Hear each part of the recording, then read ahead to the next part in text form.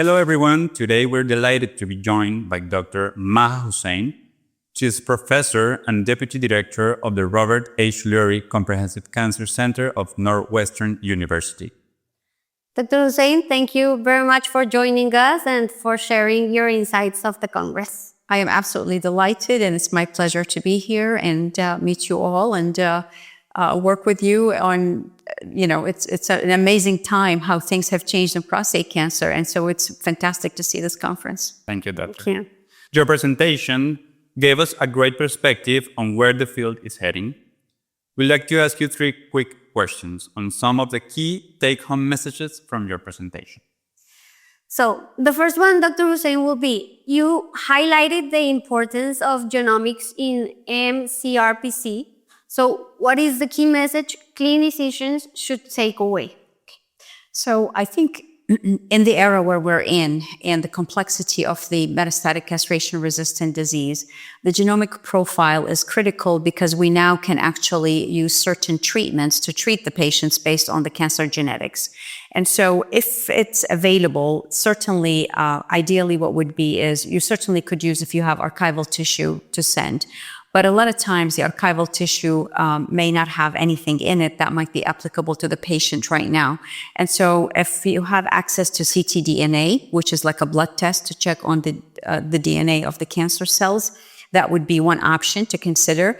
There are times where the ctDNA may be negative, or if you don't have it available, then definitely I would say consider a potential biopsy if it can be done safely to try to get tissue to assess the genomics of the cancer. The reason I would say this is critical is because, again, with the evolution of the cancer, the genomics could evolve over time. And right now we have potential options for PARP inhibitors, AKT inhibitors, and different things. And these are the things that you would want to, if it's available for the patient, you want to consider it as part of the management. Okay. You also emphasize that targeting a single pathway may not be enough. How do you see combination therapies changing the future of mCRPC treatment? I think, again, a multi-targeted kind of approach ultimately is going to enhance the outcomes for patients. As I was presenting, showing in like when we did Taxotere with ADT, that was a better strategy, let's say, in castration-resistant disease.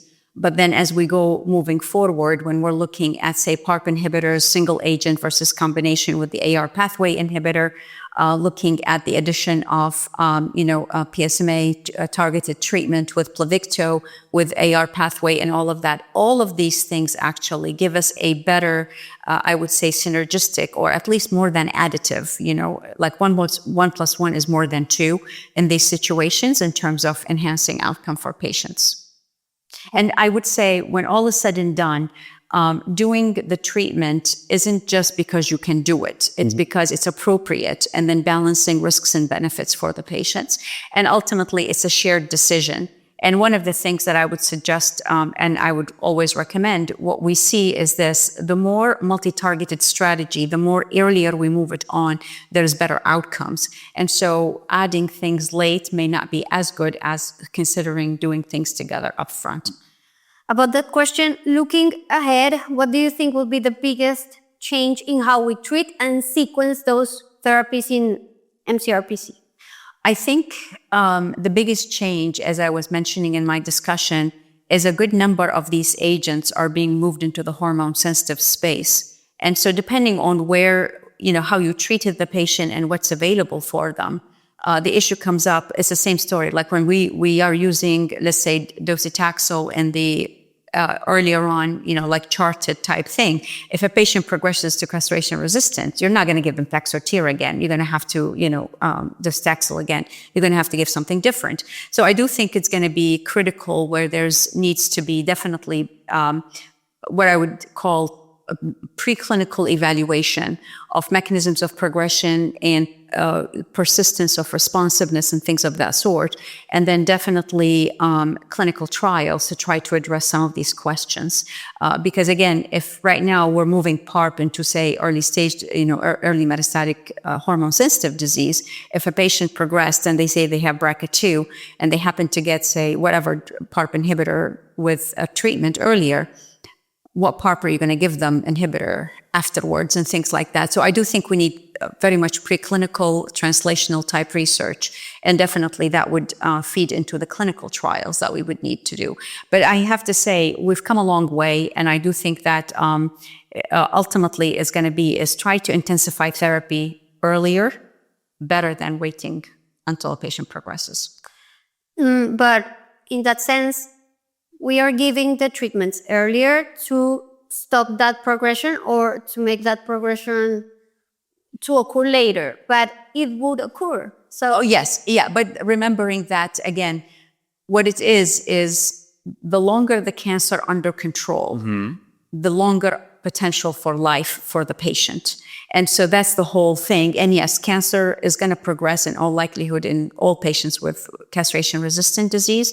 But I would say the evolution of the cancer becomes important to assess again genomically to see if you actually have some other potential metrics. And of course, there is a lot of drugs that are standard of care. And I always encourage, my patients to consider clinical trials if you have them available and if they qualify for it, because that may be a window of opportunity for the patient to try something different than the usual conventional treatments. Dr. Hussain, thank you very much to be here with us, and you're always welcome in Colombia.